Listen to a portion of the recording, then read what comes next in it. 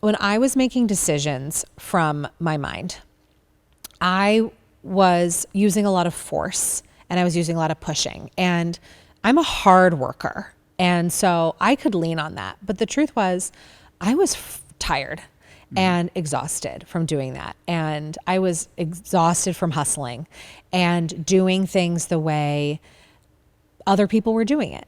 And what I came to realize was when we go in and we talk to our souls, we can actually get guidance that is specifically catered for our individual systems.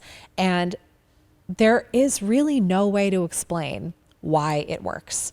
But I know for me, I just had to take a leap one day. And I decided, you know what? For 6 months, I'm going to follow my intuition 100% of the time. And I'm just going to see what happens. And when I did that, I was not exhausted at the end of the day. All of the business strategies that I implemented were so much more efficient. They worked better. They worked better for me, and they connected with my clients more. And a lot of what the work that we do is around frequency. And so what was happening before I knew how to do this was I was saying one thing, but felt very different. So I was, out there and hustling and like pitching this like amazing life, woo! But I was tired and I was an exhausted mom. And then when I turned that on, actually the most important thing is the energy that I'm giving off and my integrity with the work. I found that when I did that, it was so much more powerful than like a social media strategy. Wonderful. So if I was to translate it for somebody who hasn't really followed their intuition that much, am I hearing this right, that you're saying follow the intuitive path for 6 months and see where it leads you? And see where it leads you. Because I think that all humans need material evidence of something working. And so you might as well give it a shot. Like if it's not working now, and try something else. And what I have found is that when we're following somebody else's rules, we're never going to be at our top energy, our top frequency, the truth of who we are. And everybody can feel it on social media. It's like if you're scrolling through and you look at something, you can feel if that person is in alignment or not. And go back and look at your own purchasing patterns. When was the last time you bought something when you like felt them out of alignment? Never. And it's not always around like what someone says or the strategy or the amount of emails or like this, that. It's how you feel when you're with them. And I find that when we tap into our intuition to come up with our strategy, it sort of kills two birds with one stone.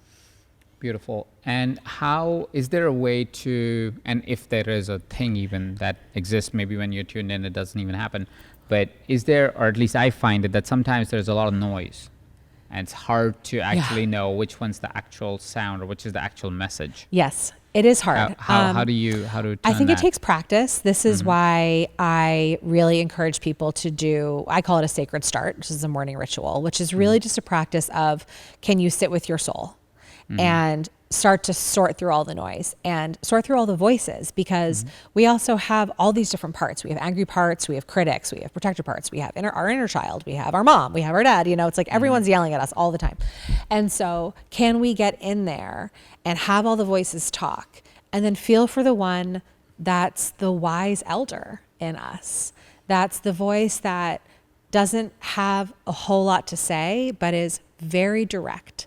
And it's really just learning about what our soul sounds like. And then another thing that I do, which I think is really impactful, is I'll say, okay, goddess, I heard from my soul today that I'm meant to, like, for example, do this big Facebook ad campaign. This is something that we're working on 6 months ago. But I'd been in the penalty box for like 7 years, this whole thing.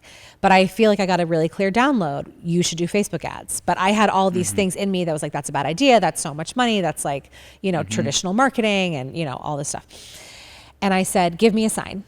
And we got just a random email that day from Facebook saying that we'd been taken out of the penalty box. No one had emailed. It had been 7 years since we weren't allowed to advertise. And I was like, okay, there's my sign. So you can take it out of your head and into the world and say, show me if this is really what you want me to do. Send me a sign. So what you're saying is sit in silence, let all the noises talk to you, Yep. and sort through them and see which one's the true Your message? true soul voice. Yeah. Yes. So How would you sort through it? That's a Sorry, really great maybe I'm question. not getting it. Yeah. So what I do in the morning is I set sacred space. So I have an altar in my room. I actually think this is very important to have an altar, even if there's one candle on it. Light the candle, light some incense. And we have a practice in our community around emptying out.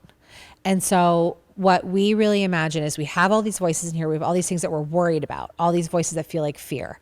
And we just imagine them running out of our body and into the earth. And we just try to be empty. We call it empty presence. And then I will ask a question. I will say, Goddess, what do you want me to know about what my community needs to hear in order for them to take the next step forward in their lives? And there'll be a few different voices there. And I think the thing to listen for is there's going to be voices that are sort of frantic. There's going to be some that are kind of bossy. There's going to be some that sound like a parent. And then there's going to be one that is quieter and the calmest voice inside of your head. So it's like searching for the calmest voice inside of you that doesn't need to convince you of anything. It's just direct. Does that make sense? Yes, it Yeah. absolutely makes sense. It absolutely makes sense. I think it is something that one has to practice to be able Yes, to listen to. it definitely takes a all them, yeah. lot of practice. Yeah. And you're going to have moments where you follow the wrong voice. Yeah. And you're going to see like, ooh, that didn't feel very good. Yeah. I'm actually going to go a little bit deeper. I'm going to search for that calm, quiet, direct voice that doesn't need to convince me of anything.